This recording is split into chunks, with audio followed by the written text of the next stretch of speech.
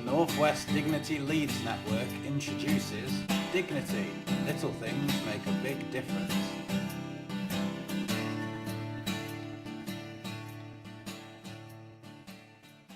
Whether you work in a hospital or a care home, or you support people living in their own homes or who attend community gatherings, it's vital that you understand why dignity is so important. In fact, being treated with dignity is something we all want and expect. You may be a neighbour, daughter, son, grandchild, parent, pupil, friend, work colleague or teammate. Whatever your relationship, you still want to be included, listened to and treated with respect. Dignity is a difficult word to explain, but let's give it a go. Dignity is about valuing individuals, showing fairness and kindness, being respectful and thoughtful, and treating everybody as a unique person and in a way that we'd want to be treated ourselves. To understand dignity, it can help to remember the feelings we've had when things haven't gone so well for us personally. Perhaps you were on the toilet and failed to lock the door properly, then somebody walked in. Maybe someone shouted at you in front of a group of people. In both of these situations, you are likely to have felt great embarrassment and humiliation. Perhaps you've been forced to do something you didn't really want to do, like being made to eat liver when you absolutely hate it, or pressed into dancing with a friend when there was hardly anybody else on the dance floor. In situations like these, you may have felt bullied and powerless.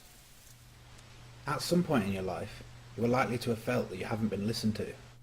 Maybe you were ignored and talked over when you said that you wanted to go to the pictures, but you ended up having to stay at home watching TV instead.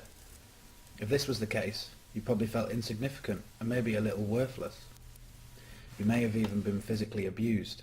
Perhaps you found yourself being attacked in a pub or as part of a road rage incident, which would have left you feeling terrorised, powerless and scared. These feelings aren't good, and if we have experiences like these every day, it's likely to affect our general well-being and mental health. Therefore, if we work with individuals who need support, or we're just being a friend, relative or neighbour, it's really important that we think about other people's dignity and do everything that we possibly can to help them maintain it at all times. Very few people deliberately set out to be cruel or unthinking.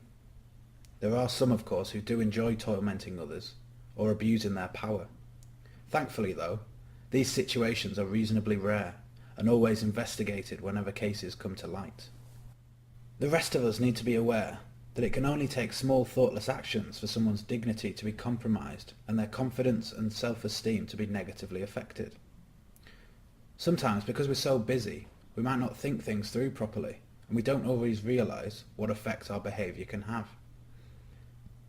Think about a patient in hospital who needs help to eat and drink but doesn't get it. Their meal is left on the tray and it quickly goes cold. Someone else comes round, assumes they're not hungry and clears it away.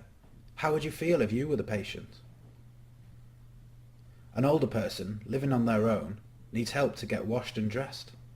Their carer, who's in a hurry, rushes through things and doesn't give them the opportunity to do what they can. For example, they can easily rinse themselves in the shower or dry parts of their body without help, things that make them feel like they aren't totally dependent on others. The carer then decides what the client will wear without even asking them. How would you feel if you were the client? Imagine you live in a care home and one of your fellow residents often waves a walking stick in the air, terrorising you with it. The staff seem too busy to notice, and you are too timid to say anything to them. Would you like to live like this? A teenager who has a learning disability is a fanatical Manchester United fan and always wears his Man United football shirt. A new support worker says, "I hate the Reds, they're a rubbish team and their fans are rubbish too. In fact, I even hate the colour red." How would you feel if you were the teenager? You're a black mother taking your son to Cubs, and as you're a bit late arriving, you park the car at a slight angle and then quickly run in and deliver him. You return to the car and a white older man says very loudly and slowly in a patronising manner, "We don't park cars like that in this country." How would you feel? Imagine you're a wheelchair user and you turn up for a meeting but the building isn't wheelchair friendly, even though the person organising the meeting knows about your disability. Would you feel valued? Imagine you're a primary school pupil and one of your friends has a violent epileptic seizure. Your teacher asks you to run next door to get help from another teacher. You do as you're told, and being a little shocked, enter the classroom without knocking. You start to explain what's happened, but the teacher stops you and angrily says, "Go outside and knock before you come back in." How would you feel, and what would you do next?